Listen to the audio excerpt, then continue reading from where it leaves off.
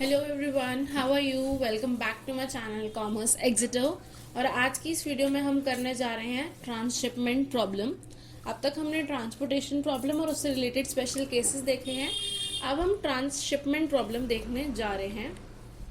सबसे पहले तो ट्रांसशिपमेंट का मतलब है कि जब हमें गुड्स को ट्रांसपोर्ट करते टाइम बीच में किसी एक डेस्टिनेशन पर रुकना हो या बीच में किसी एक डेस्टिनेशन से सामान पिक करना हो, तो वो ट्रांसशिपमेंट है कि हमने एक सामान जाते जाते हमने बीच में अपना ट्रांसपोर्टेशन का व्हीकल चेंज कर लिया और अब हम आगे फर्दर ट्रांसपोर्ट कर रहे हैं।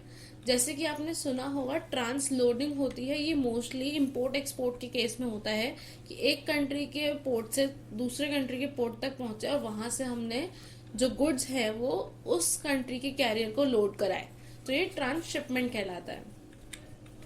यहाँ पर हम अपने कुछ रिस्ट्रिक्शंस को रिलैक्स करते हैं of receiving end sending the units on the origin and destination respectively. मतलब कि जो हमारी रिस्ट्रिक्शन थी कि ए जो है, जैसे कि हमने एग्जांपल्स देखे, एक पर्टिकुलर और सप्लायर जो है वो एक पर्टिकुलर डिमांडर को ही सप्लाई करेगा, खुद को नहीं कर सकता या किसी और सप्लायर को सप्लाई नहीं कर सकता। उस रिस्ट्रिक्शन को यहाँ हम रिलैक्स कर देते हैं और कुछ माइनर सी अपने प्रॉब्लम में मॉडिफिकेशन करके, अपने क्वेश्चन के इनिशियल टेबल में मॉडिफिकेशन करके हम ट्रांसपोर्टेशन मेथड का ही यूज कर सकते हैं। डिफरेंस क्या है ट्रांसपोर्टेशन और ट्रांसशिपमेंट में? ट्रांसपोर्टेशन में हमारे पास जो सोर्स है वो तीनों को सप्लाई करता है, हर सोर्स सारी डेस्टिनेशंस को सप्लाई कर रहा है। और ट्रांसशिपमेंट के केस में वो सारी डेस्टिनेशंस को सप्लाई करेगा ही करेगा। सोर्स आपस में सोर्स को कर सकती है और डेस्टिनेशन आपस में डेस्टिनेशंस को सप्लाई कर सकती है। तो ये बेसिक डिफरेंस है हमारा ट्रांसशिपमेंट में। स्टेप्स है हमारे पास। स्टेप 1, सबसे पहला काम तो प्रॉब्लम को बैलेंस बनाना है, दैट इज सप्लाई और डिमांड इक्वल करनी है। उसका तरीका भी हम आगे देखते हैं।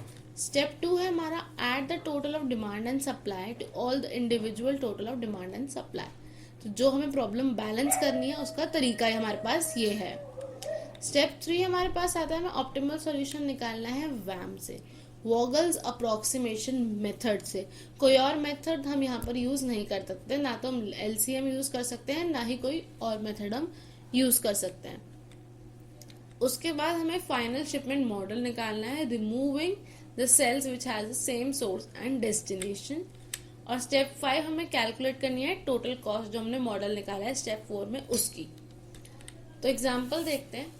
ये हमारा एग्जाम्पल है जिसकी इनिशियल ये वाली टेबल अगर आप नोट करें तो ये वही टेबल है जो अब तक हमारी चलती आ रही है इससे पहले वाली वीडियो में।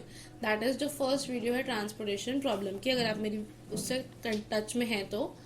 इसके अलावा हमारे पास ये इंटर हमारे पास एक टेबल दी हुई है जिसमें ए खुद को सप्लाई कर रहा है, बी खुद को और सी खुद को। सिमिलरली पी खुद को, क्यू खुद को, हमारे पास ए की टेबल और है। और इसी टेबल की वजह से ये हमारी ट्रांसशिपमेंट प्रॉब्लम है। इसके लिए हम सबसे पहला प्रॉब्लम को बैलेंस करते हैं। ये हमारी वैल्यूज हमने यहाँ पुट करी। मैं आपको वैल्यूज समझाती हूँ हमने कहाँ से उठाई। ये वाली वैल्यूज यहाँ आ गई, ये वाली यहाँ, ये यहाँ आई, ये वाली यहाँ, और सिमिलरली ये हमने ट्रांसपोज करके यहाँ लिखी है। सप्लाई हमारा यहाँ आ गया, डिमांड हमारा यहाँ आ गया।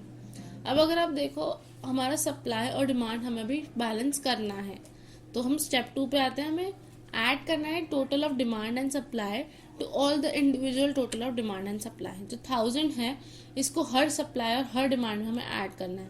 That is 500 plus 1000 1500, similarly 300 plus 1000 1300, 200 plus 1000 1200। यहाँ पर 0 है तो 0 प्लस 1000 1000। एक सब डिमांड साइड देखते हैं, 0 प्लस 1000 10,000, 180 प्लस 1000 1180। सिमिलरली मैंने सबके कैलकुलेट करके यहाँ मेंशन करी है। अब स्टेप 3 है हमें ऑप्टिमल सॉल्यूशन निकालना है वैम से। तो जो भी हमने टेबल बनाई उसको सॉल्व कर लेंगे हम वोगल्स अप्रोक्सीमेशन मेथड से। उसका सॉल्यूशन मैं यहाँ कोट कर रही हूँ। सॉल्व करना मैं यहाँ पर नहीं सिखा रही हूँ। अगर आपको इसका सॉल्यूशन देखना है या फिर सॉल्यूशन सीखना है तो आप मेरी first video that is transportation problem की जो फर्स्ट वीडियो है उसको देख सकते हैं। लिंक मैं उसका डिस्क्रिप्शन बॉक्स में मेंशन कर दूंगी। अभी हम आगे फोकस करते हैं। हमने ऑप्टिमल सॉल्यूशन निकाल लिया। इसके बाद हमारा स्टेप 4 है फाइनल शिपिंग मॉडल हमें ड्रॉ करना है पर removing the cells which has a same source and destinations. That is अगर ए को सप्लाई कर रहा है, बी को, सी को, पी को, क्यू को, ये वाले हमारे जो डायगोनल सेल्स बन रहे हैं ये हमारे सेम सोर्स और सेम डेस्टिनेशंस के हैं। अगर आप ध्यान दें तो एस हमारा एस को सप्लाई कर रहा है, आर हमारा आर को, क्यू हमारा क्यू को, पी को, सी, ए एंड बी। तो ये हमने रेड मार्क कर दी। इनको हटाकर जितने भी हमने सॉल्यूशन निकाले थे वो हमारे आ जाएंगे और इसके हम टोटल कॉस्ट निकाल लेंगे। जिनको मैंने ग्रीन हाईलाइट किया है तो ये हमारी आ गई टोटल कॉस्ट।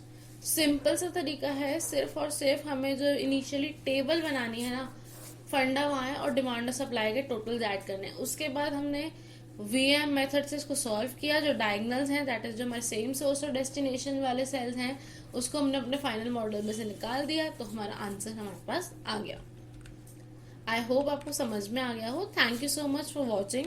मेरे चैनल को आप सब्सक्राइब करना ना भूलें और कोई भी डाउट्स हो तो आप कमेंट सेक्शन में अपने डाउट्स ज़रूर मेंशन कर सकते हैं।